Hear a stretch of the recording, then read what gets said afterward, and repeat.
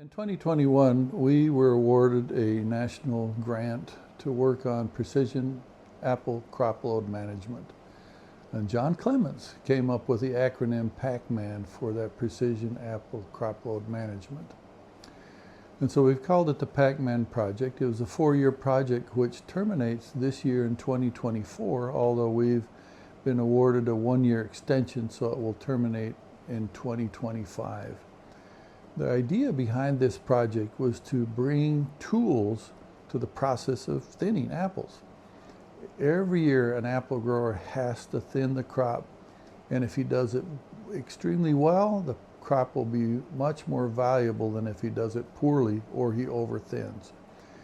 And about 2020, or maybe 2018, 2019, there began to be methods being developed to bring to bear digital tools to the process of cropload management. And so this project had as a goal to help growers implement precision methods of managing cropload that involved counting the number of buds, counting the number of flowers, pruning to a certain bud load, thinning to the proper fruit number, then hand thinning to the right number.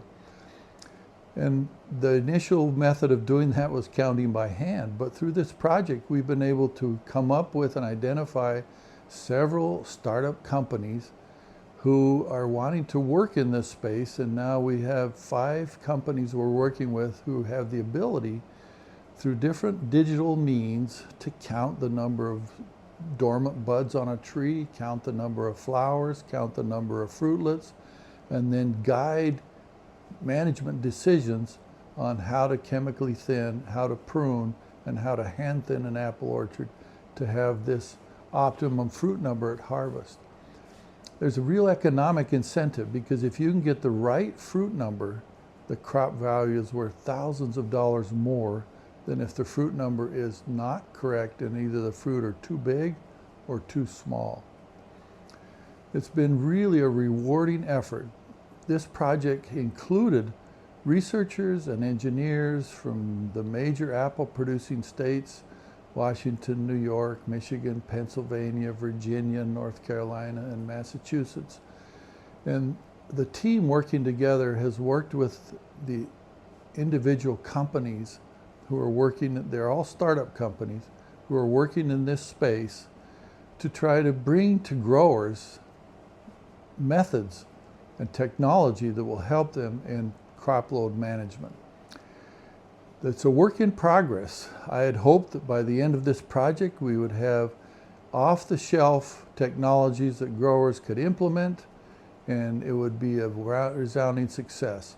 I would say we're only halfway to 3/4 there. We have companies that can do part of what we ask them to do, and they count with cameras or drones and give us numbers that we can then act on in terms of fruit numbers. But in the latter part of the project, we focused on trying to utilize maps of the orchard from digital cameras on drones or mounted on ATVs to then guide sprayers when we apply chemical thinning sprays. And we call this variable rate spraying. And that part is still not quite completely solved to my satisfaction. We've been able to do test runs of this precision variable rate spraying, but I expect that in the course of the next spring and the spring after, that this will then become something quite attractive to growers, and that many growers will want to adopt it. Now, it will require retrofitting their existing sprayers with computers and valves to control different nozzles, and maybe switching to a completely different nozzle type called the PVM nozzle. But this, when coupled with a map from a drone even, or a camera on an ATV, will guide the sprayer to turn on and off at different levels based upon the blossom density of the tree or the initial fruit load of the tree after blossoms are gone.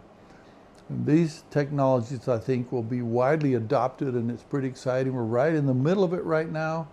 Almost nobody can do this on a commercial level. We have small experimental units that are trying to do this, but by next spring we'll have commercial trials of acres of this variable rate spraying.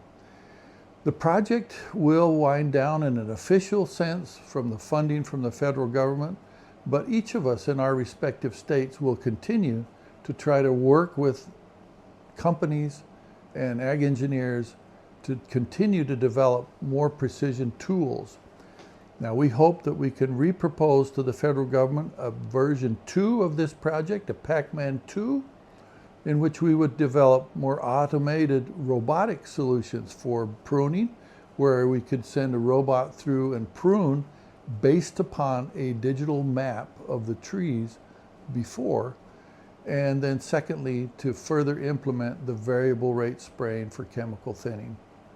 So I'm enthused about it and excited about the progress we've made and feel like this is where the future of apple growing will go.